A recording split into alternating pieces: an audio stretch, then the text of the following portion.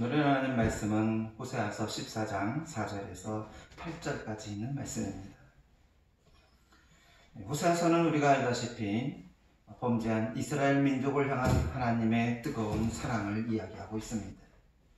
끝없이 범죄하고 끝없이 하나님은 돌아오라고 이야기하고 있지만 그들은 끝까지 돌아오지 아니하고 그리고 하나님을 배반한 사람으로서의 삶을 사는 민족이 되어 보입니다.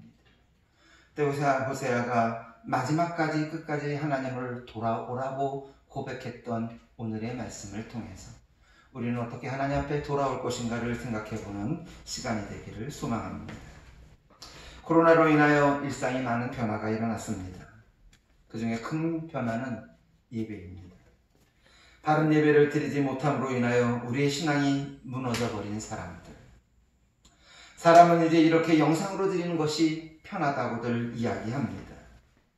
어쩌면 그동안 주일날 예배 드리지 않았고 그리고 예배를 안 드리면 사람들은 모두 큰일 난다고 생각해 왔던 사람들이 그냥 영상으로 대체하자 아무 일도 없었고 그리고 내가 마음대로 예배 중에 어떤 일을 하거나 뭔 일을 해도 관계가 없는 그런 상황이 되어버렸습니다. 이제는 어쩌면 이 상황이 교회 나가 예배 드리는 것조차 불편해졌다는 말들이 들립니다. 그냥 이렇게 계속해서 영상으로 예배를 드리면 어떠면 더 좋을까라고 생각하는 사람들. 교회 나와서 목사님의 설교를 대면해서 듣고 그리고 성도와 성도 안의 교제가 없어져 버린 이 코이노니아의 모습들을 보면서 우리는 어쩌면 이 심각한 문제가 일어나고 있다고 생각합니다. 영적인 상실감, 하나님의 관계가 멀어지기 시작하며 우리 인생이 무너져 버리고 하나님을 떠나서 살 수 없다고 고백했던 우리의 신앙 고백이 소리 소문 없이 멀어지기 시작했고 바쁘다는 이유로 하나님과의 관계가 또 멀어지기 시작할 때서부터 우리는 바쁘기 때문에 할 수 없다라고 하는 이 핑계와 사단의 음성을 들어보면서 위로하지만 그때는 이미 나태와 같은 침체의 길로 빠진 후임을 우리는 깨달아야 합니다. 여러분, 하나님을 떠나면 절망이라는 사실을 이해하십시오. 하나님을 떠나면 우리는 아무것도 할 수 없다는 사실을 알아야 합니다.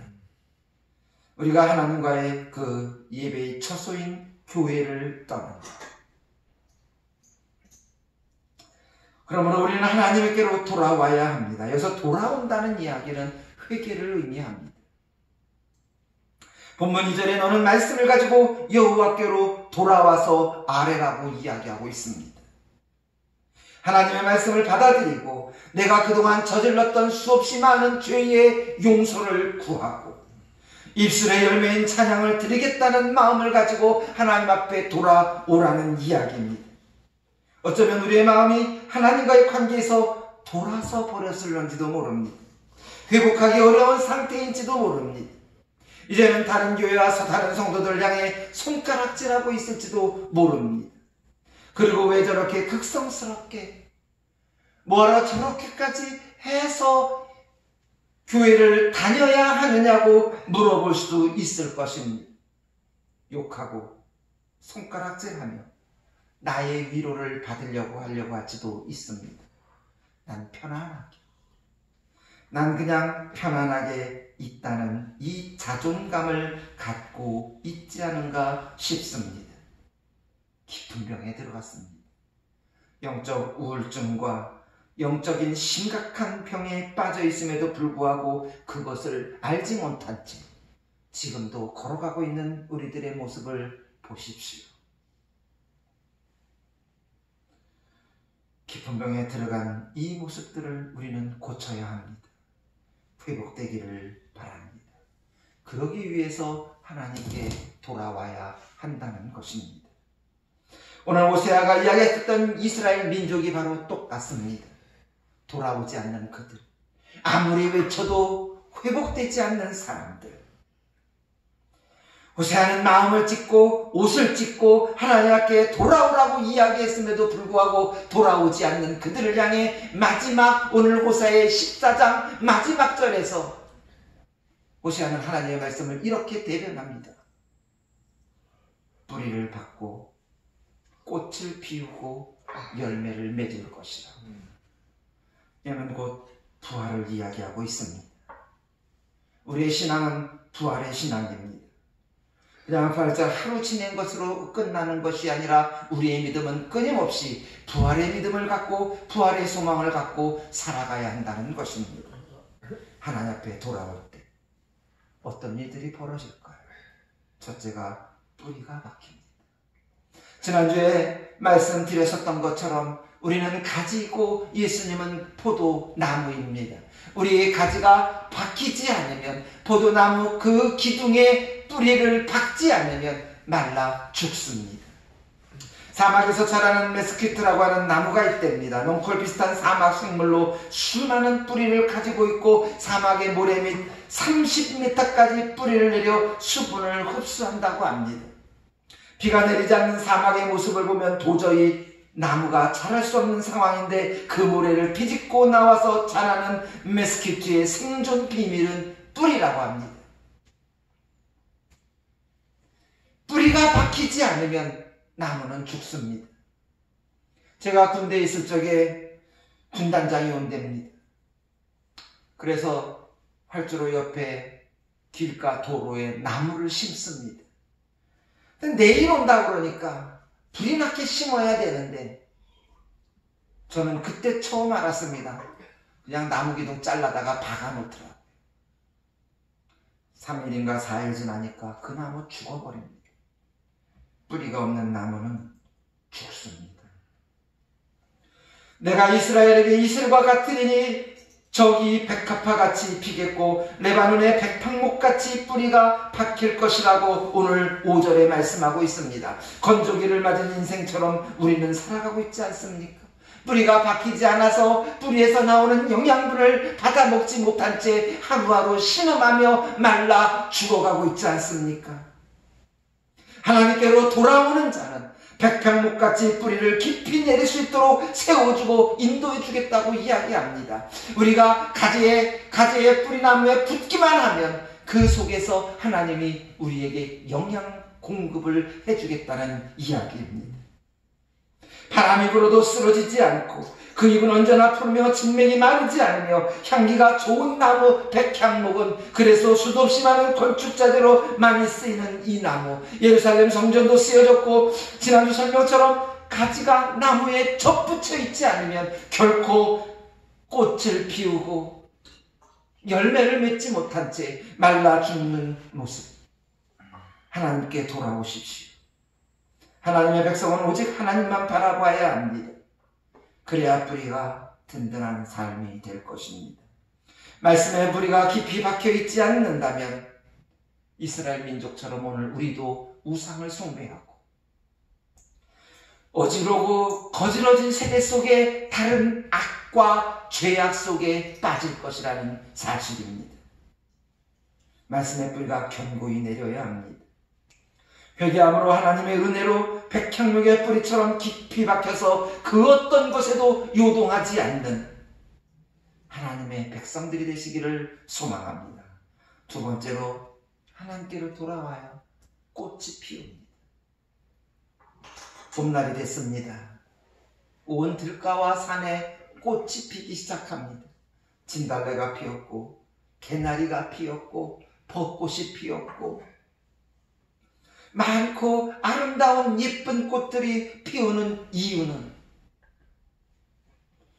뿌리서부터 영양분을 받아가고 있기 때문입니다. 하나님 앞에 돌아와야만 꽃을 피울 수 있다는 사실입니다.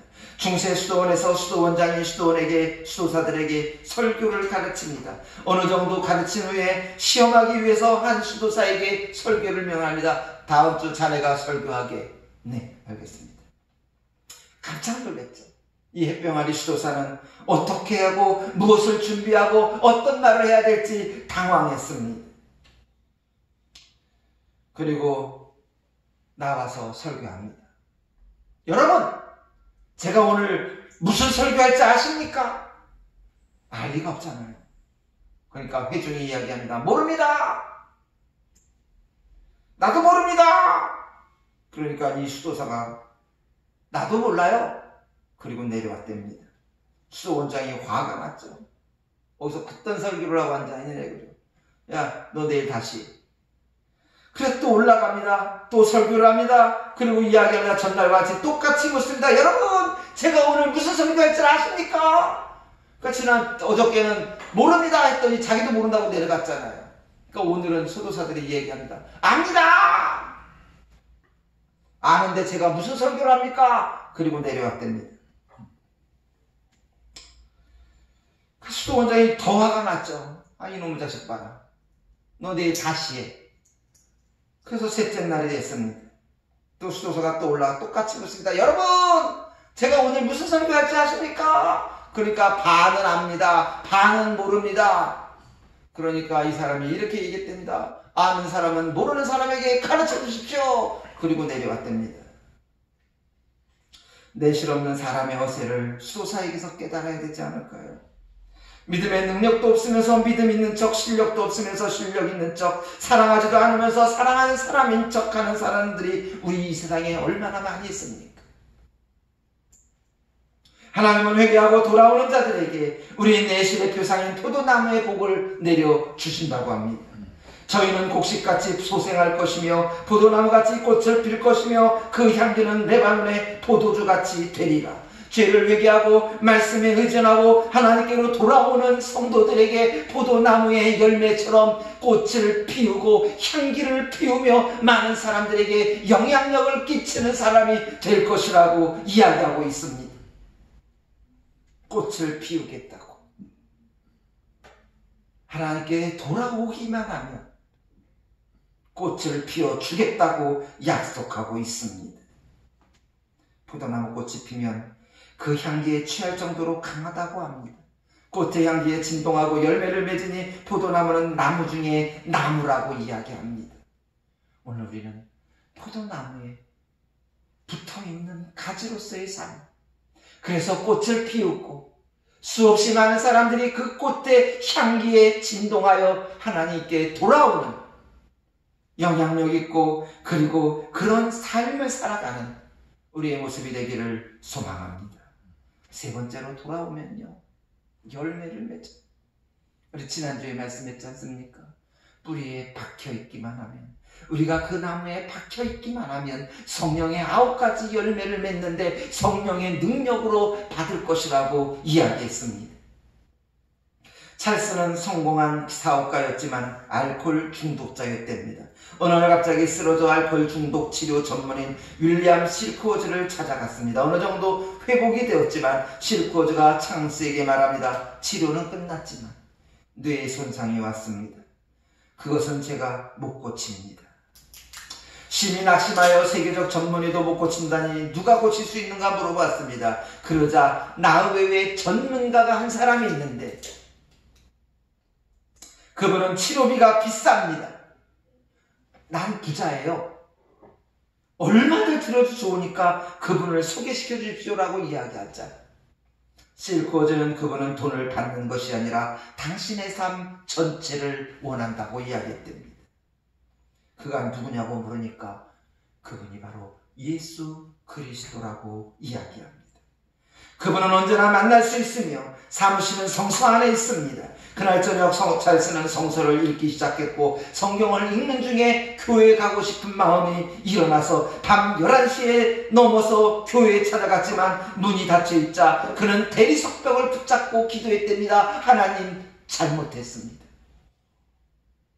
잘못된 삶을 용서하시고 도와주십시오 라는 그 순간 자기의 어깨를 누군가 잡는 것을 느꼈다고 합니다. 큰 손의 부드러움과 따뜻한 손길을 느꼈는데 바로 주님이 자기를 붙잡고 있다는 사실을 느꼈다고 합니다.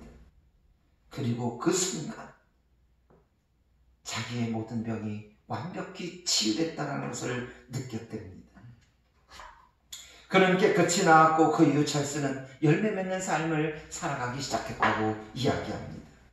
에브라임의 말이 내가 다시 우상과 무슨 상관이 있으리요 할지라 내가 저를 돌아보아 대답하기를 나는 푸른 잣나무 같으니 네가 나로 말미암아 열매를 얻으리라. 잣나무와 잣나무의 외양은 소나무와 비슷합니다. 근데 소나무는 사실 열매가 별로 없어요. 근데 잣나무는 비슷한데 향기가 더 짙고 잣나무에서 잣이 나와요. 열매가 많습니다.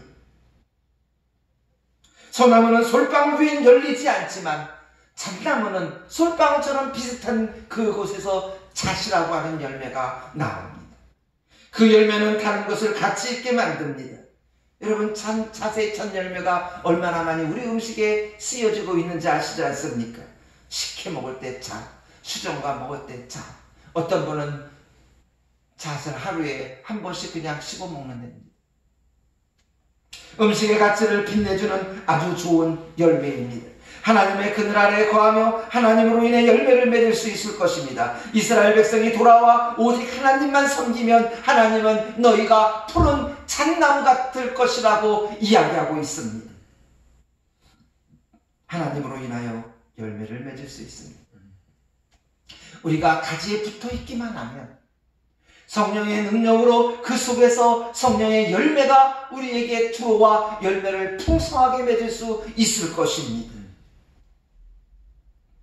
푸른 잣나무같이 하나님께 돌아오는 자에게는 잣나무에서 열리는 열매처럼 우리에게 쏟아 부어주실 거라고 말씀하고 있습니다. 하나님께로 돌아오기를 소망합니다. 백향목이나 포도나무나 잣나무는 모두 그리스도를 상징합니다. 그리고 그 안에서 우리가 붙어 있기만 하면 꽃을 피고 그리고 열매를 맺을 수 있습니다.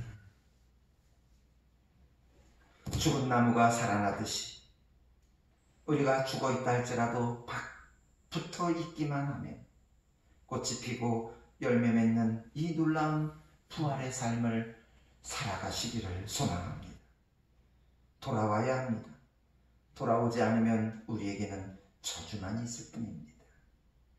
하나님께로 돌아와 열매 맺는 주의 백성들이 되시기를 주님의 이름으로 축원합니다. 다 같이 함께 한 목소리로 기도하겠습니다. 하나님 앞에 돌아오겠다고 결단하시기를 소망합니다. 오늘 시간 나는 다시 한번 나의 방황했던 삶, 죄악과 그리고 방황의 늪에 빠져 있었던 삶에서 하나님께 돌아오겠다고 고백하며 결단하는 우리 이 시간에 다 같이 함께 한 목소리로 기도하는 시간 갖겠습니다. 기도하시겠습니다. 할렐루야, 아멘. 돌아갑니다.